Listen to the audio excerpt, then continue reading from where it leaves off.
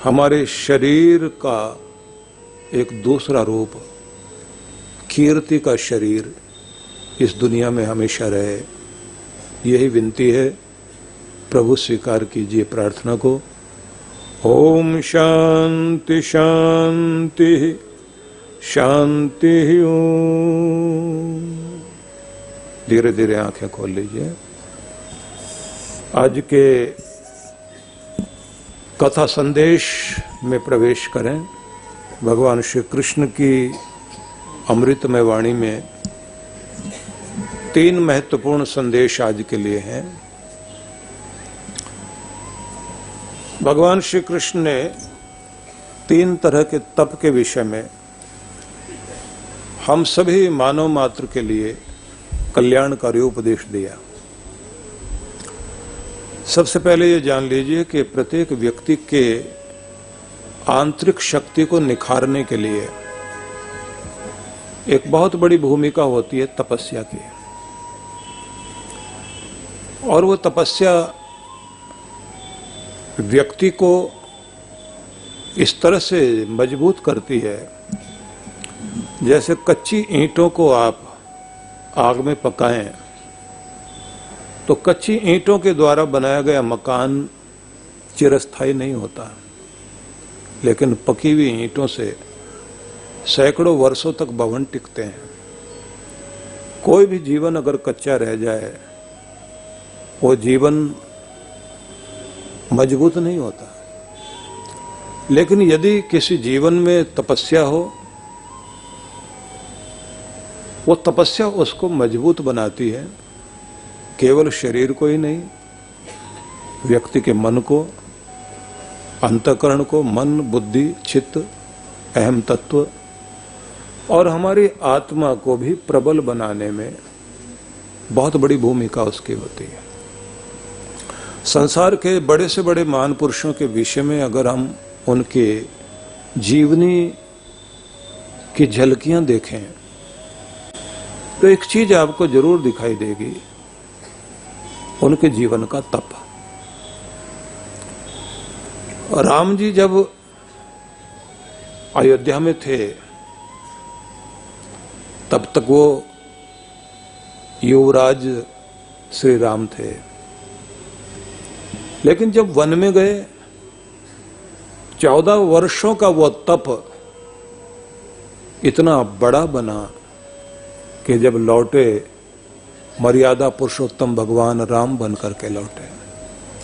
अगर आप चाहते हैं कि आप भी कुछ खास बन सकें तो तपस्या को महत्व दीजिए। कृष्ण भगवान समस्त कलाओं से परिपूर्ण है, उनका स्वरूप, लेकिन एक और जीवन का क्रम था। जब 12 वर्षों तक उन्होंने हिमालय में साधना की और 1 वर्ष तक केवल बद्री फल बेर खाकर तप किया, जिसके कारण वो स्थान तीर्थ बना जिसे हम बद्रीनाथ के नाम से जानते हैं। उसके बाद का स्वरूप ही कृष्ण में 16 कलाएं निखर कर प्रकट हुई। समझ सकते हैं आप कि भगवान की भगवत्ता को भी प्रकट करने के लिए तपस्या की जरूरत पड़ती है। फिर आम इंसान के लिए तप कितना महत्वपूर्ण हो सकता है।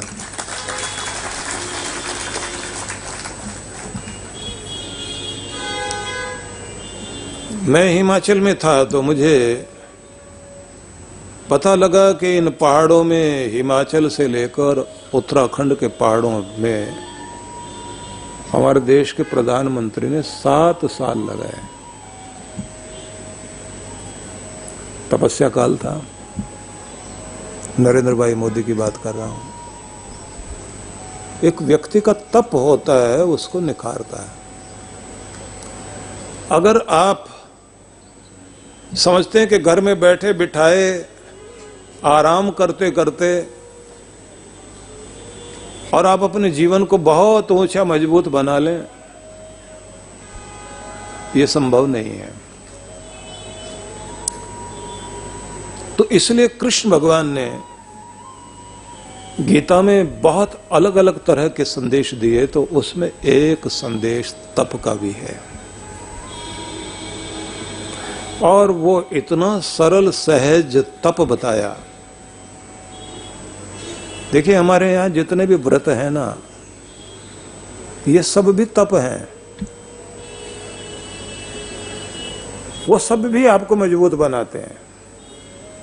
ये महिलाएं व्रत करती हैं तो उसको बहुत लोग मजाक में ले लेते हैं, लेकिन ये तपस्या ही शुरू होती है हमारे स्वाद के जीतने से। इसलिए अलग अलग तरह के व्रतों में आज नमक नहीं खाना, आज ये नहीं खाना, आज फीका भोजन करना, आज कुछ भी भोजन नहीं करना, आज केवल पानी पीना है, आज पानी भी नहीं पीना।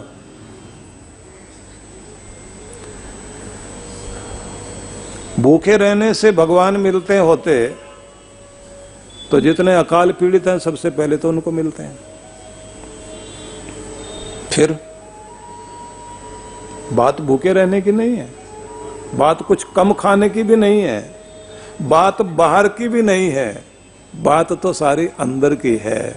जब आप अपना कोई भी ऐसा अनुष्ठान करते हैं, उसका असर बाहर आए ना आए लेकिन अंदर जरूर आया करता है। आपका मन संभलता है, आपकी वाणी संभलती है, आपका संयम संभलता है, आपके नियंत्रण की परीक्षा होती है, आपके आत्म संयम की परीक्षा होती है। पता लगता है कि आपका अपने ऊपर कितना कंट्रोल है, आप अपने आप को कितना संभाल पाते हैं। जरा सोचिए कि करवा चौथ का दिन हो और घर में कई तरह के पकवान बन रहे हैं, महिला खुद बना रही है और सबको खिला भी रही है, हलवे की सुगंध आ रही हो, खीर और अन्य पकवान की सुगंध आ रही हो, और भूख भी लगी और प्यास भी लगी हो, और प्यार से सबको खिलाती जाए और उसके बाद भी स्वयं को नियंत्रित करे। यहीं से तो पता लगता है कि जिस समय व्यक्ति को आवेग और आवेश आया करते हैं, चाहे वो स्वाद के हों, लालच के हों, भूख के हों, प्यास के हों, भड़काने के हों, हर कोई बहक जाता है, लेकिन जो अपने आप को नियंत्रित कर ले, बस इसी का तो नाम तप है। यहीं से तो शुरुआत होती है। इसलिए ये सारे व्रत जितने भी हैं, इनको भी तप कहा गया है। और देखा जाए तो हमारी सारी संस्कृति में तपस्या का बहुत बड़ा स्थान है।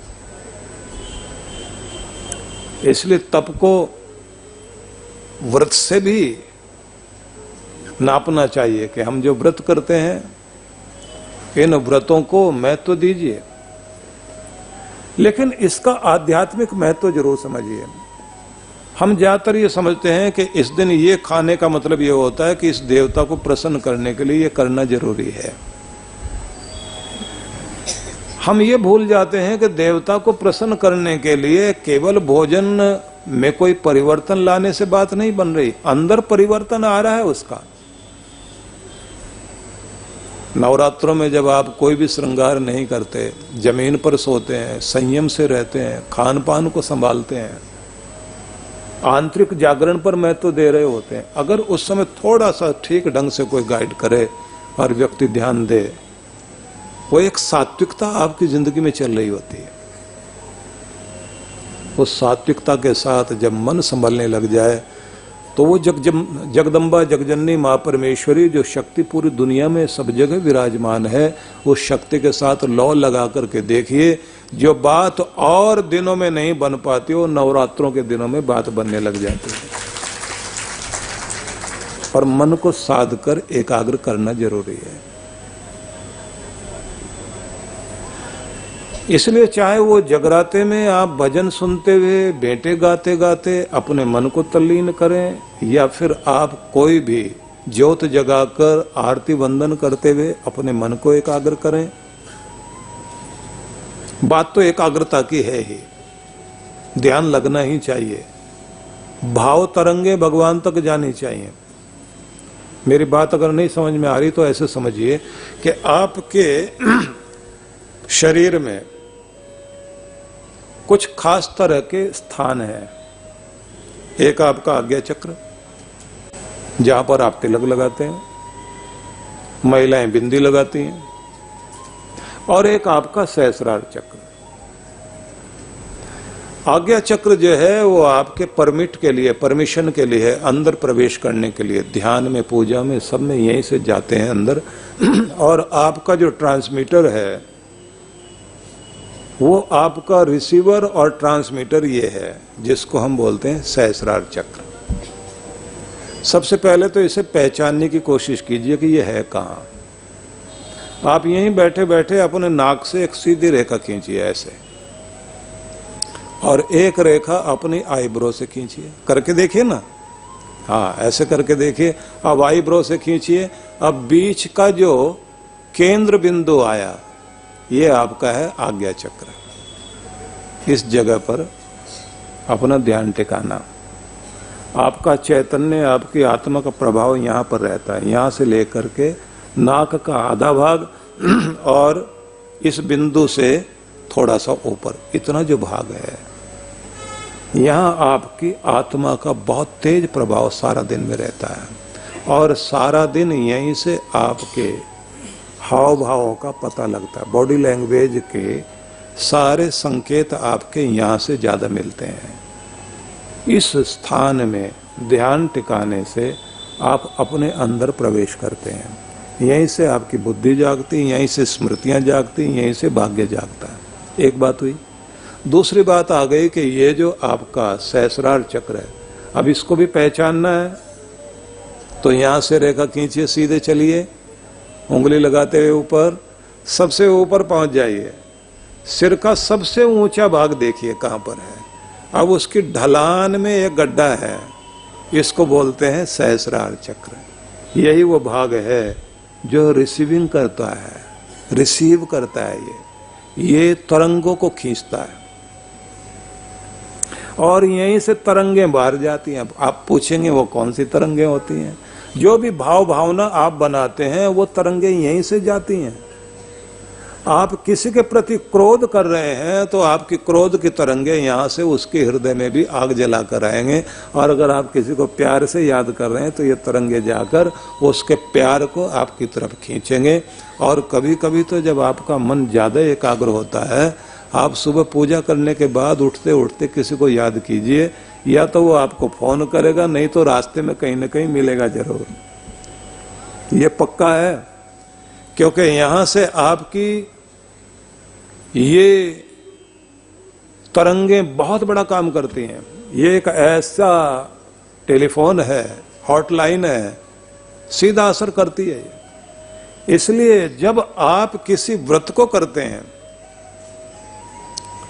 उस समय उस देवता का आह्वान करने के साथ साथ, उसके स्वरूप का ध्यान करने के साथ साथ आप उस देव के प्रति अपने तरंगे भेजिए और वहां से रिसीव कीजिए कि आप पर कृपा आ रही है। थोड़ी देर भी अपना मन टिकाकर आप इस तरह से करके देखिए, जो आपने इतने दिनों तक करा हो उसका प्रभाव आए ना आए, लेकिन इसका चमत्कारी प्रभाव आपकी जिंदगी में जरूर आएगा।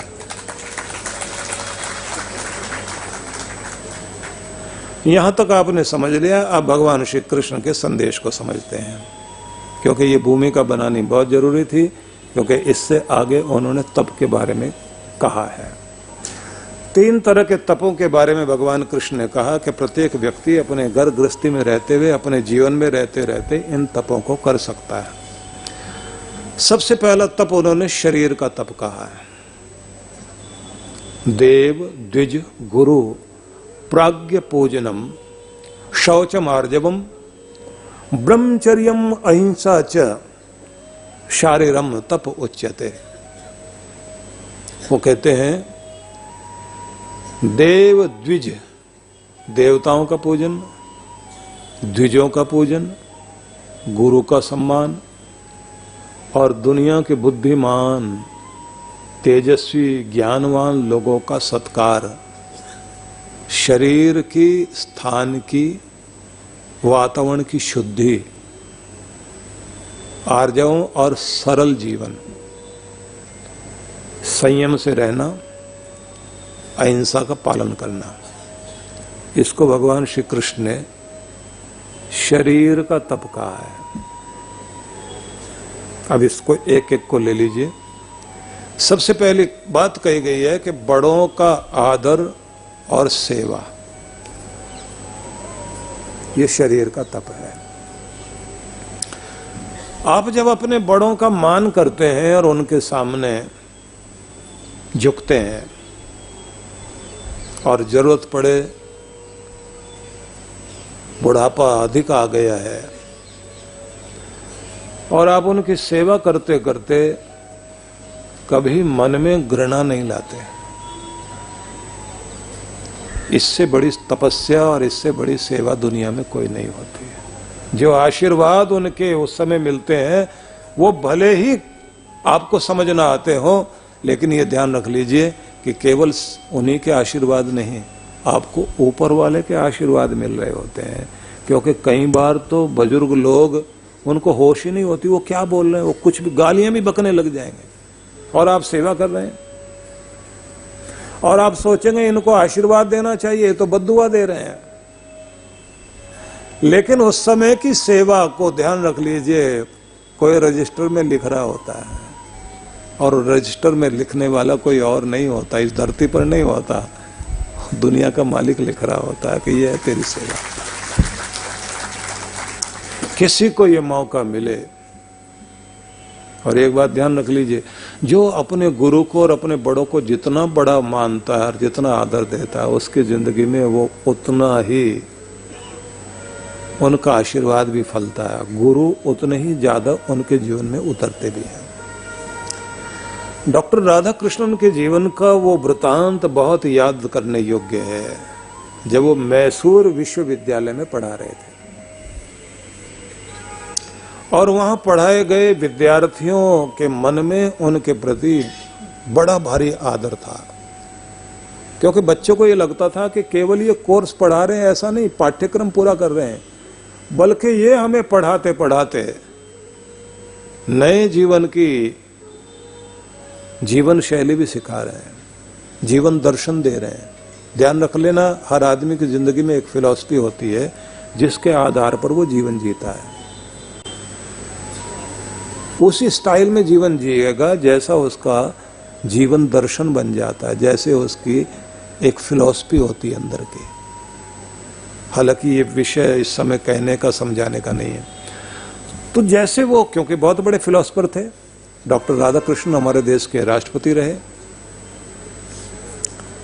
बच्चों के मन में इतना आदर बना कि एक दिन डॉक्टर राधा कृष्णन ने उन सब से कहा कि देखो बेटा, मैं अब कलकत्ता विश्वविद्यालय में मुझे नियुक्त कर दिया गया है और मुझे वहां जाना है। मेरी इच्छा तो नहीं थी कि मैं तुम्हें छोड़कर जाऊं,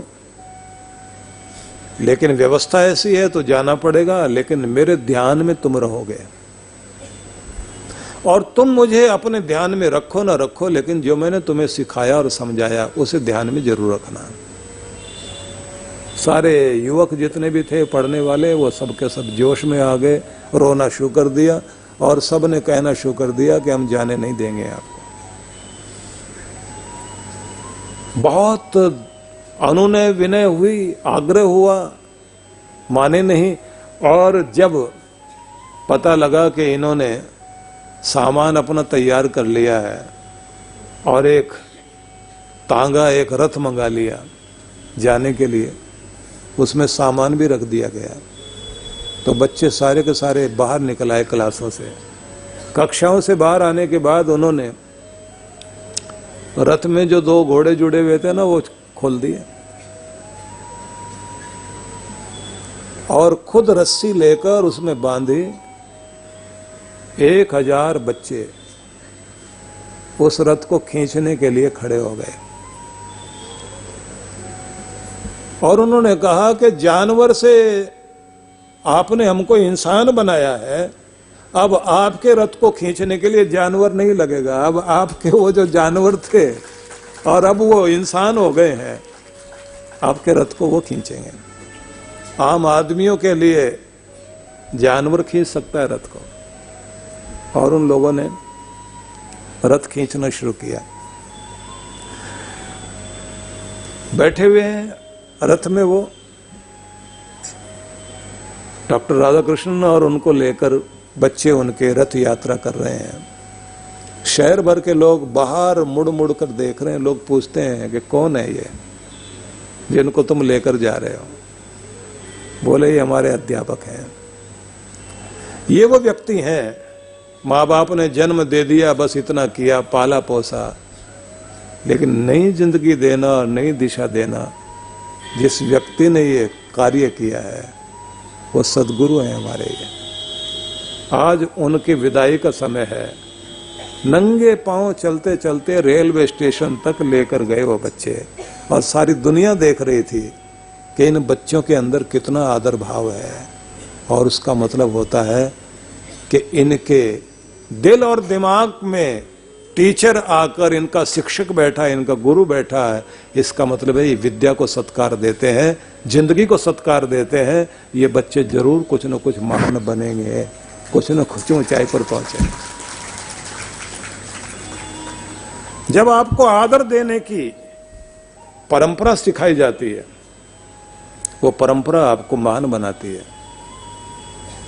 भारत देश में ऐसे उदाहरण घटे हैं, ये विदेशों में भी घटे हैं, लेकिन इस समय विषय को ध्यान में रखकर मुझे आगे बढ़ना है। केवल ये बताना चाहता हूं कि यदि आप इस ऊंचाई तक जाना चाहते हैं या अपने जीवन के किसी उत्कर्ष को पाना चाहते हैं, तो अपने बड़ों को शिक्षा, संस्कार, सभ्यता, परंपरा देने वाले जो महान लोग हैं उनका आदर करना सीखिए। अगर अलेक्जेंडर की बात हम लोग करते हैं तो उसको इतनी ऊंचाई उसकी वीरता के कारण मिली, लेकिन बात इतनी नहीं है। उसने अपने गुरु को बहुत महत्व दिया था। अलेक्जेंडर मतलब सिकंदर, गुरु थे अरस्तु, अरिस्टोटल। कितना आदर करता था तो इस बात से पता लगता है कि गुरु आगे चल रहे हैं, शिष्य पीछे पीछे, और एक जंगल में चलते चलते दोनों आगे बढ़ रहे हैं, चर्चा कर रहे हैं। सिकंदर के मन में पूरा ध्यान है कि गुरु की छाया पर भी पांव नहीं पड़ना चाहिए, और जहां जहां उनके चरण चिन्ह पड़े हैं उन चिन्हों पर भी पांव नहीं रखना। वो कुछ भी कहें उसे बहुत ध्यान से सुनना है। मिनिस्टरों का अपना प्रोटोकॉल होता है, गुरु का अपना प्रोटोकॉल है। कैसे बैठोगे, कैसे जाओगे, कैसे मिलोगे, कैसे बात करोगे, और इससे आपकी भी कुलीनता का पता लगता है कि आपके संस्कार कैसे हैं, आपको कैसे पाला पोसा गया है, आपके उठने बैठने का तरीका क्या है, आपकी भाषा कैसी है, आपका व्यवहार कैसा है, ये सब पता लगता है। गुरु के सामने जाते समय बहुत सावधान होना होता है। तो इन्होंने बहुत ध्यान रखा। लेकिन जैसे सामने एक छोटा सा नाला था, नदी से होकर के मिलकर के एक नाला बह रहा था और जरूरी था उसे पार करना। ऐसे समझ लीजिए एक छोटी सी नदी थी। गुरु किनारे से आगे बढ़ने लगे और ये एकदम बोला, गुरुदेव ठहर जाइए। उछलकर इसने एक पेड़ की टहनी को तोड़ा और उसके बाद गुरु को आज्ञा दे रहा है, आप रुकिए यहां, आप नहीं चलेंगे, आगे मैं चलूंगा। और आगे पानी में वो कूदा, लकड़ी को डुबाकर देखता है कि पानी की गहराई कहाँ कम है, कहाँ ज्यादा है। सब नापने के बाद बोला, इधर से आइए। और जब दोनों पार कर गए, गुरु ने कठोर दृष्टि से देखते हुए कहा, तू आज्ञा देने वाला बन गया। इसने सिर झुकाकर अदब के साथ क्षमा मांगी और ये कहा, सदगुरु इस धरती पर सबसे कीमती अगर कोई है तो मेरा सदगुरु ही है। मुझे कुछ हो जाए, मेरे जैसे तो आप हजारों बना सकते हैं, जलता हुआ दिया अनेक बुझे हुए दियों को जला देगा, अपनी रोशनी बांट देगा उनमें। लेकिन अगर एक जलता हुआ भी बुझ गया तो फिर पहले तो सारे बुझे हुए हैं, आप ज्यादा कीमती हैं। और बात ये भी है कि शिष्य का सबसे पहला फर्ज ये बनता है, हर संकट को और कष्ट को, दुविधा को, अड़चन को खत्म करना गुरु के लिए उसका पहला कार्य है, और उनका मार्ग आसान बनाने की जिम्मेदारी भी शिष्य की है। और अगर ये जिम्मेदारी मैं नहीं निभाता तो इसका मतलब है मेरे अंदर पात्रता आई ही नहीं है, तो फिर गुरु कृपा कहां से आएगी? मुझे पात्रता तो बनानी है अपनी। अब उस स्थिति में जो आशीर्वाद दिया है सिकंदर को अरस्तु ने, कोई भी वचन कहीं भी कहा जाता है ना, उसको सुनने वाला किस भाव दशा में है, उसे मानने वाला किस भाव दशा में है। अगर उसकी भाव दशा बहुत अच्छी है तो छोटा सा वाक्य भी जिंदगी में चमत्कार कर देगा। और अगर आप उस भाव दशा में नहीं है, जैसे बहुत सारे प्रवचन जो है टीवी में आ रहे हों और आप अपने घर में कॉफी पीते पीते एक बार टीवी की बात सुनते हैं, एक बार जो आपस की बातचीत करते हैं, तो उसका मतलब ये होता है कि चाहे अमृत भी बरस रहा हो, आपने तो उसको महत्व दिया ही नहीं, इसलिए कोई चमत्कार होता ही नहीं है। और फिर व्हाट्सएप पर तो इतना ज्ञान आ रहा है, और सब पढ़ने से ज्यादा एक दूसरे को भेजने में लगे हुए हैं। सब डाकिया का काम कर रहे हैं। डाकिया आजकल काम नहीं कर रहा है, फिर भी किसी के पास जीवन में कोई खास परिवर्तन देखने को नहीं मिलता। हालत तो ये भी हो गई, हंसने, मुस्कुराने, रोने और धोने की बातें भी सारी के सारी व्हाट्सएप में चल रही है। पहले तो लोग आपस में बैठ करके हंस लिया करते थे, आजकल तो अकेला ही बैठा हुआ है आदमी। और कोई अगर अकेला फोन खोलकर पढ़ रहा है और हंस रहा है, सामने से जाता हुआ आदमी भी उसको देखकर ये नहीं कहता बताना क्या बात है, हम भी थोड़ा हंस लेते हैं। नहीं, वो कहता भाई साहब मुझे भी सेंड करना, मैं भी अकेला ही हंसूंगा, तू भी अकेला रहे, मैं भी अकेला रहता हूँ। अकेले का समय आ गया है। बाकी फेसबुक पर दोस्त बहुत है, फेस टू फेस दोस्त एक भी नहीं है। युग ऐसा शुरू हुआ, परिणाम समाज बट रहा है, समाज कट रहा है, समाज भाव भावना से दूर हो रहा है। एक ही टावर में अनेक लोग रह रहे हैं लेकिन एक दूसरे को पहचानते नहीं। सेल्फी का युग शुरू हुआ और कहना चाहिए सेल्फिश वाला युग भी शुरू हो गया है। घटना घट जाए, लोग वीडियो बनाने में लग जाएंगे। जिसके साथ पीड़ा गुजर रही है उसका साथ देने के लिए कोई नहीं आएगा, क्योंकि भाव भावनाएं खत्म हो गई है। इसलिए अगर आप सत्संग में भी बैठे हैं, जब आपके अंदर वो भाव भावनाएं आएंगी, एक एक वाक्य आपकी जिंदगी को चमत्कार से भरेगा जरूर। आपको लगेगा बस आज जीवन का उत्कर्ष शुरू हो गया। बड़े सौभाग्य का क्षण है कि आज मुझे सामने बैठकर मुरादाबाद के इस स्थान में, इस सांध्य वेला में, इस गीता के महान संदेश को सुनने का, जानने का अवसर मिला। और ये औरों के लिए जितना महत्वपूर्ण है उससे कहीं ज्यादा मेरे लिए महत्वपूर्ण है, क्योंकि सत्संग मेरे लिए हो रहा है, मुझे सुनाया जा रहा है, मुझे बताया जा रहा है। अर्जुन भी अगर ये सोच लेता है इतनी सारी फौज और भी खड़ी है, उनको भी लाभ होगा ही सही। अर्जुन ने समझा है कि कृष्ण मेरे लिए है, यद्यपि वो माध्यम बना जिसके द्वारा पूरी दुनिया को वो संदेश गया, और वो आज आपको भी दिया जा रहा है। तो कृष्ण भगवान ने ये कहा, देवताओं का पूजन, ब्राह्मणों का पूजन, गुरुजनों का पूजन, जो प्रज्ञा पुरुष है, समाज में ऊंचे लोग हैं, समाज को दिशा देने वाले लोग हैं, उनका आदर सत्कार करना और उनकी सेवा, सेवा और सत्कार, इसको एक तप कहा। ये तपस्या होनी चाहिए। कहीं पर भी कोई भी अच्छा व्यक्ति आपके समाज के लिए कुछ अच्छा करता है, उसको थैंक्स भी कीजिए, आभार व्यक्त कीजिए, प्रोत्साहित कीजिए।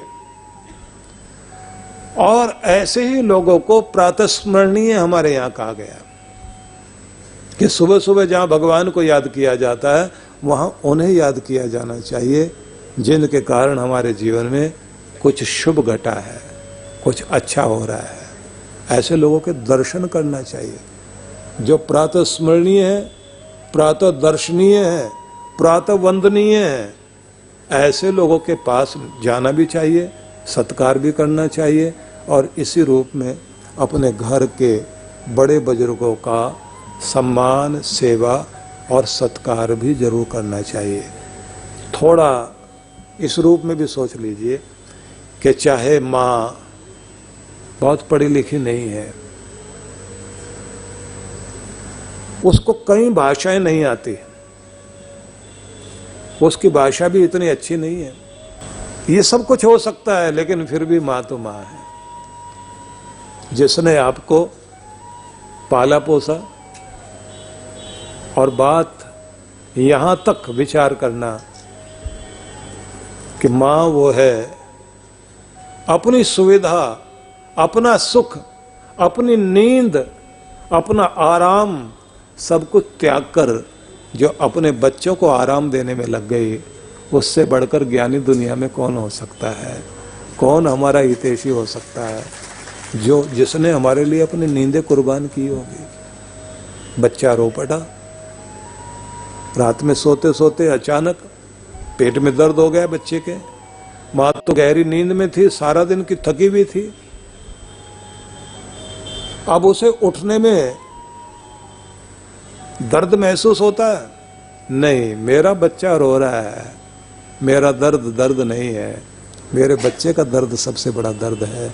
मेरे बच्चे को आराम मिले तो मुझे भी आराम मिल जाए। ऐसी भावना रखने वाली जो माँ है, जब आप अपनी माँ का आदर करते हैं, और वो पिता जो सुबह से लेकर शाम तक खाने का भी ध्यान नहीं, पहनने का भी ध्यान नहीं, अपने आराम का भी ध्यान नहीं है, अपने बच्चों का भविष्य बनाने के लिए दौड़ा घूमता है, भागता फिर रहा है, उसने अपनी जिंदगी का सुख चैन अपने बच्चों के नाम कुर्बान कर दिया है। उसका आदर जब आप करते हैं तो वो आदर जायज है, वो किया जाना चाहिए, पूजा जाना चाहिए। उनको आप भले ही ये कहें न्यू टेक्नोलॉजी उनको नहीं आती, माँ बाप को नहीं आती, आप उनको ज़्यादा बताते हैं, लेकिन फिर भी देखा जाए ये आपकी टेक्नोलॉजी पीछे रह गई, लेकिन जो पिता को, माँ को वो टेक्नोलॉजी आती है जिसके आधार पर आज आप खड़े दिखाई देते हैं, तो उनका सत्कार जरूरी है। बच्चों को ये लगता है अच्छा इनको तो ये भी पता नहीं, इनको वो भी पता नहीं। जो कुछ उन्हें पता है वो आपको जिंदगी भर पता नहीं लगेगा। कृष्ण भगवान ने इसलिए कहा कि बड़ों का मान सम्मान, उनकी सेवा, ये तप है। और ये तप इसलिए भी है कि जब आप अपनी सुख सुविधा और अपना आराम त्याग करके उनकी सेवा में लगते हैं। अच्छा लगता है उन लोगों के बारे में जब हम सुनते हैं जो अपने, चाहे देश में है या विदेश में, बच्चे जब अपने माता पिता के बारे में थोड़ा सा भी सुनते हैं कि वो ठीक नहीं है, उनकी तबीयत ठीक नहीं है, और अपना सब काम छोड़ करके यहाँ आके बैठते हैं, उनका ध्यान रखते हैं, पता लगता है उनको कि ऐसे लोगों को देख करके वो जीवन को और बड़ों को कितना महत्व देते हैं।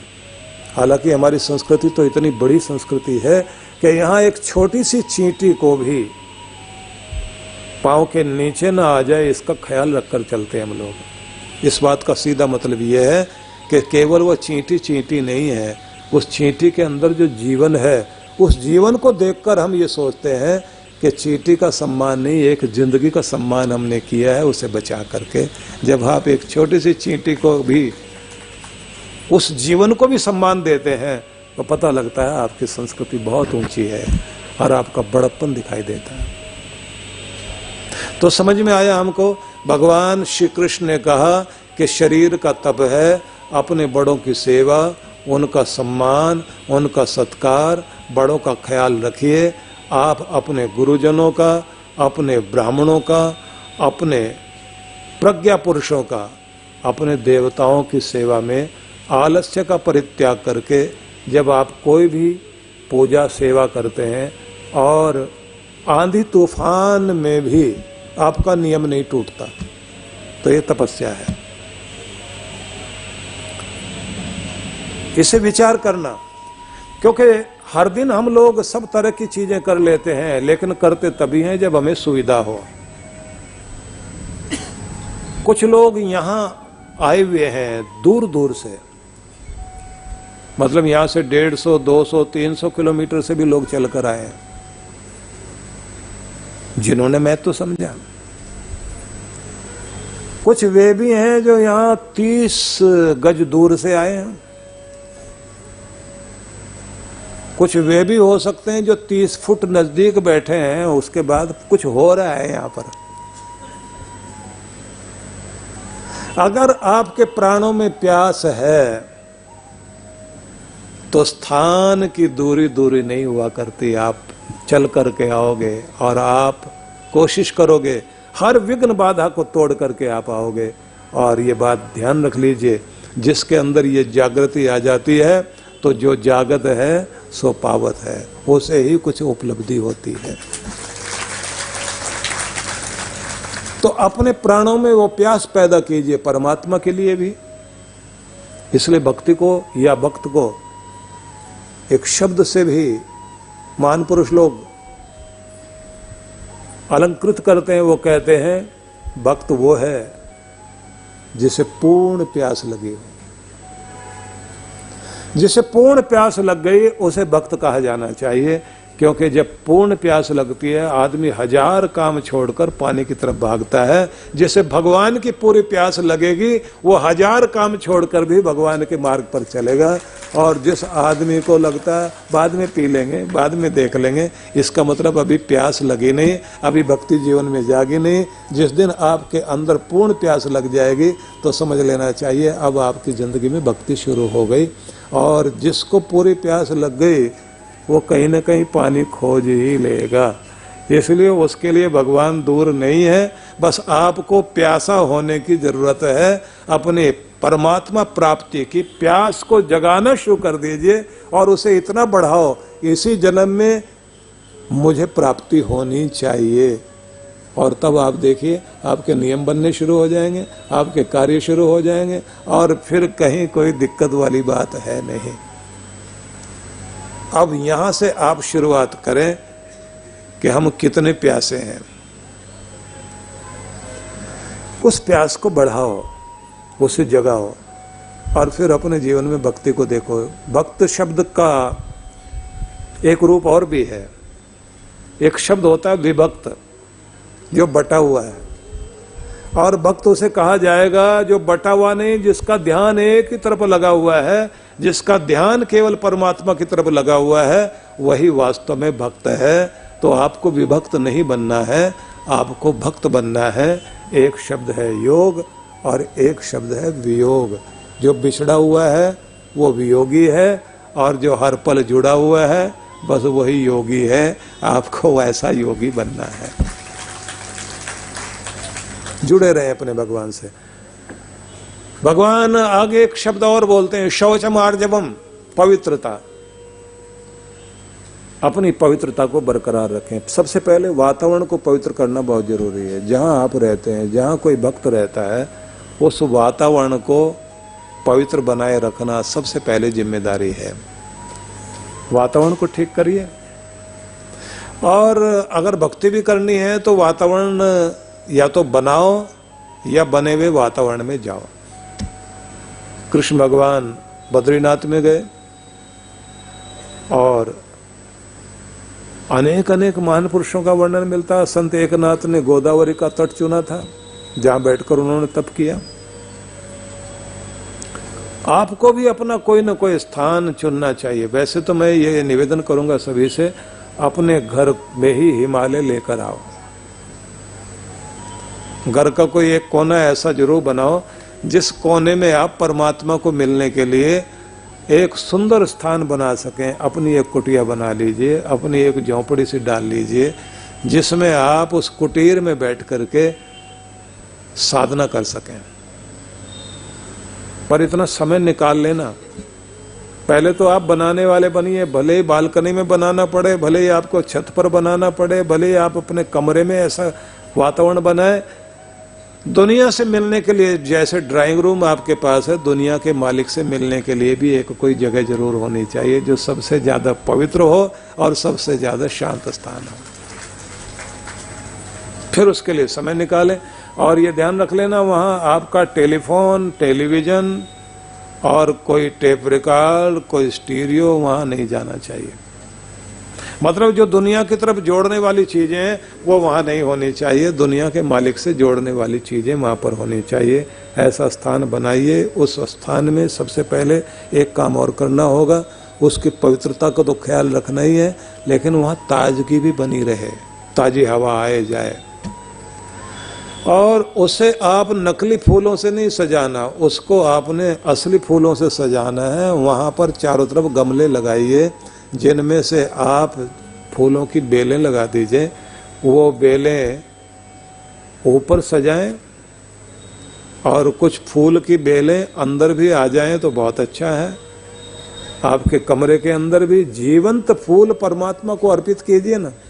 और गर्मी सर्दी में अनुकूलता बनी रह सके तो ऐसा थोड़ा वातानुकूलित बना लीजिए। और हो सके दीवारों पर आप हिमालय के चित्र लगाएं बड़े बड़े, जिसका मतलब ये होता है कि आपको ये पता लगना चाहिए कि आप हिमालय वाले स्थान में आ गए हैं। दूसरा, आपको एक बात करनी होगी, ड्रेस भी होनी चाहिए। ड्रेस कोड भी एक बड़ा स्थान रखता है। पुलिस वाला जब अपनी वर्दी पहनकर खड़ा होता है तब उसको ये महसूस होता है कि अब मैं घर का आदमी नहीं रहा, गवर्नमेंट का आदमी हो गया हूँ, वर्दी पहन ली है और ड्यूटी पर आकर खड़ा हो गया हूँ।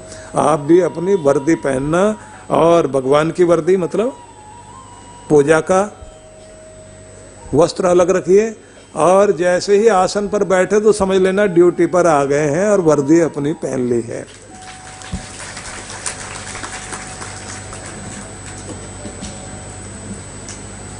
तो जैसे वर्दी को देखकर गवर्नमेंट याद आती है, आपके हाथ की और आपके गले की माला से वो बड़ी गवर्नमेंट याद आनी चाहिए कि अब हम उनके हो गए और ये समय उनका चल रहा है। जब आप अंदर बैठ जाएं पूजा में, उससे पहले वो मूड जरूर बना लेना जिससे आपकी भाव दशा बने, मनोदशा तैयार हो जाए और आप भगवान से जुड़ सकें। क्या करना होगा उसका? उसके लिए आपको एक ही काम करना है कि सबसे पहले आप परमात्मा के प्रति ऐसा चिंतन करें जिससे आपके हृदय में परमात्मा के प्रति प्रेम जागृत हो। इसमें दो चीजें की जाती हैं, एक तो स्तुति, परमात्मा के गुणों की तारीफ करना। दूसरी चीज की जाती है उसके प्रति धन्यवाद अर्पित करना। तो भगवान के द्वारा दी गई जितनी भी सौगात है, वरदान है, कृपाएं हैं, उन्हें आप याद करना शुरू कर दीजिए कि मेरे परमात्मा ने मुझे ये भी दिया, ये भी दिया, ये भी दिया। फिर उनके संकट मोचक वाले रूप को याद करना, कब कब कैसे कैसे मेरे भगवान ने मुझे बचाया, कहाँ कहाँ से संभाल कर मुझे यहाँ तक लेकर आया। और उस सब के प्रति धन्यवाद देते देते आप कहना ये वक्त है उस प्यारे प्रभु से मिलने का जो हर पल मेरा ख्याल रखता है। मैं सो जाता हूँ लेकिन वो नहीं सोता, जो हर पल मेरे साथ खड़ा रहता है, मेरा सहारा बना रहता है। मैं उससे मिलने के लिए जा रहा हूँ।